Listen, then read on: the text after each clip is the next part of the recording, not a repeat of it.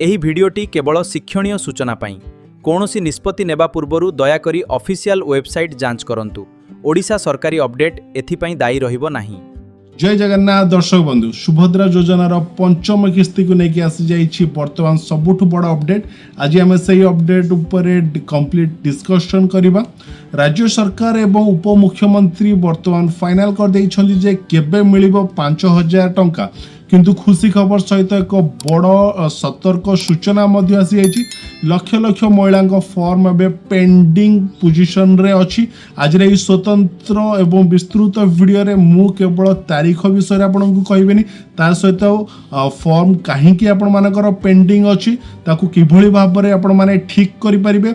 जुलाई 25 deadline कोन पे अछि एवं लाइव निज लैपटॉप माध्यम रे आपण मानको स्टेटस चेक करि की भी देखेबे एवं तार सहित आपण माने ग्रीवेंस किभଳି भाबरे करि परिबे तार संपूर्ण प्रोसेस स्टेप बाय स्टेप मो वीडियो रे आपण मानको देखाया पे चेष्टा करबी।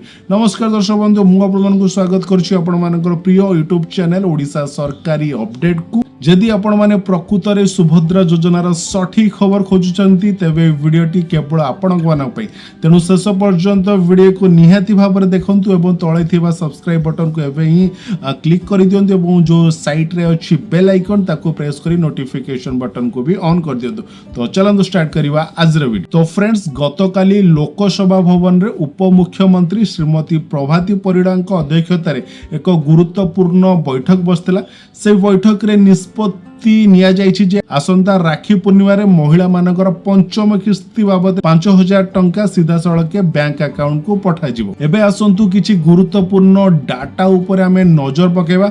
ऑफिशियल रिपोर्ट अनुसार वर्तमान सुधा राज्य रे पाखा पाखी 1,15,75,000 रु ऊर्ध्व महिला माने आवेदन करि सारिछंती। आश्चर्यर कथा होछि केवल एही 2026-27 आर्थिक वर्ष रे पाखा पाखी 3,17,000 नुआ आवेदन आसी। वर्तमान सरकार बहुत ही कड़ाकड़ी भाव में जांच करुछंती। जांच बेले 5,277 जन मृत हिताधिकारी नाम तालिका वर्तमान बाद दिया जाइछि। फाइनल लिस्ट रे बे अछि 1,01,69,119 जन योग्य महिला को पंचम किस्ती पई चयन करा जाइछि। सरकार गत 4टी किस्ती रे पाखा पाखी 20,648 कोटी रु अधिक टंका लोकों खाता को सीधा माने डीबीटी माध्यम रे पठेई सारी छंती। एबे हमें आसीबा सबुठु बड़ कथा ऊपर। जदि सरकार टंका पठेई छंती तेबे लक्ष लक्ष महिला फॉर्म काहेकि पेंडिंग अछि। उपमुख्यमंत्री निजे कहिसंती जे प्राय 3,53,000 फॉर्म बर्तन फील्ड इंस्पेक्शन माने फील्ड वेरिफिकेशन स्टेज रे पेंडिंग अछि। मुख्यतः 3टी कारण पे आपन फॉर्म अटकी रही थे पारे। फर्स्ट कारण है एनपीसीआई मैपिंग बा डीबीटी लिंक। अनेक महिला बैंक खाता तो अच्छी किंतु ता सहित आधार सीडिंग बा डीबीटी लिंक एपर्यंत होई नै। जेहेतु सरकार सीधा सड़क आधार माध्यम रे टंका आपण को पठाउछंती, डीबीटी एक्टिव नथिले टंका आसीबो नै। वर्तमान प्राय 82,000 रु अधिक अकाउंट रे ही समस्या वर्तमान देखा अछि। सेकेंड रीजन है बायोमेट्रिक ई केवाईसी। जदि आपण को आधार कार्ड मोबाइल नंबर लिंक नहीं किंबा आपण माने सीएससी सेंटर जाई कि अंगूठी छाप दे ई केवाईसी करी नाहंती तेबे आपण को फॉर्म भी पेंडिंग स्टेज रे रही थाई पारे। थर्ड रीजन है फील्ड वेरिफिकेशन। जदि आपण को फॉर्म रे कोनसी त्रुटि अछि तेबे ब्लॉक स्तरीय कमिटी आपण को घर को आसी किंबा अंगनवाड़ी कर्मी को माध्यम रे फील्ड इंस्पेक्शन माने फील्ड वेरिफिकेशन वर्तमान करा चलीची।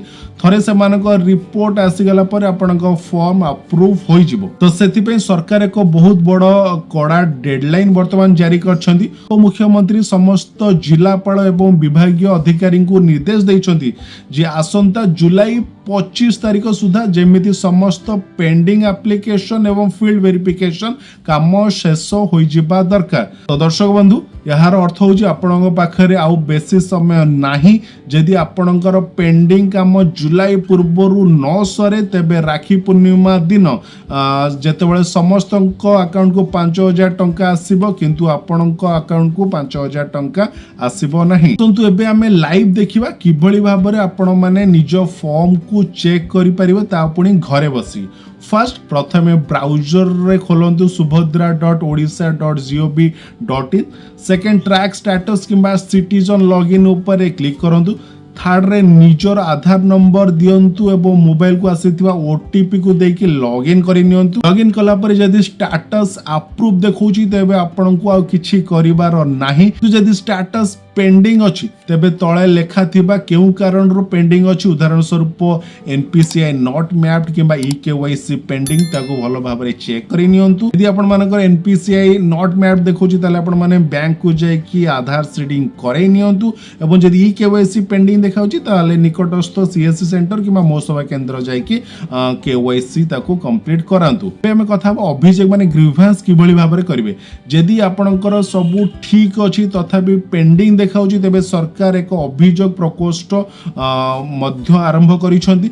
वर्तमान सुधा 2,68,000 अधिक अभियोग रो समाधान करा सारीची। आपण एही पोर्टल रो मेनू रे थिबा ग्रीवेंस बा अभियोग ऑप्शन ऊपर क्लिक करिकि निजर आधार नंबर एवं समस्या लेखि ऑनलाइन माध्यम रे अभियोग दाखल करि परिबे। नचित आपण माने निज ब्लॉक ऑफिस को जाई मध्य फिजिकल दरखास्त देई परिबे। तो फ्रेंड्स मु आशा करूची कि आज रही विस्तृत वीडियो रे आपण मानकर सुभद्रा योजना को नैथिबा समस्त डाउट को मु क्लियर करिया पे चेष्टा कली। फिर मु कंप्लीट डिस्कस कली जे आपण माने किबळी भाबरे निज स्टेटस चेक करि परिबे। जेदी आपण मानकर स्टेटस पेंडिंग देखुची ताले आपण माने कोन करि परिबे। तने आपण माने मते कमेंट रे ये जणातु जे आपण माने स्टेटस अप्रूव देखाउची ना पेंडिंग देखाउची।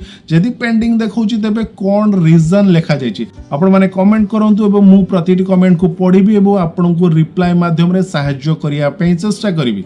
जदि मोर एही परिश्रम एवं इन्फॉर्मेशन आपण मानकु भलो लागला तेबे वीडियो टिके गोटे लाइक करंतु। जुलाई 25 रो डेडलाइन पाखि आसुची, तेणु निज परिवार संपर्क एवं सांग मानक व्हाट्सएप ग्रुप रे ए वीडियो टिके बहु मात्रा रे शेयर करंतु। ता फल रे सेमाने भी जानि परिबे एवं सेमाने जदि योग्य थिबे तले 5,000 टंका रु वंचित न हेबे। हां एमिति ओडिसा रो सरकार प्रतिटी सठिक अपडेट एवं सबुठारु प्रथम पाइबे हम चैनल ओडिसा सरकारी अपडेट को एबे सब्सक्राइब करंतु एवं जो साइड रे अछि बेल आइकन ताको प्रेस करी नोटिफिकेशन बटन को भी ऑन रखि दैथांतु। खूब शीघ्र देखा गोटे नुआ नोटिफिकेशन सहित से पर्यंत रहिली। जय जगन्नाथ, वंदे उत्कल जननी।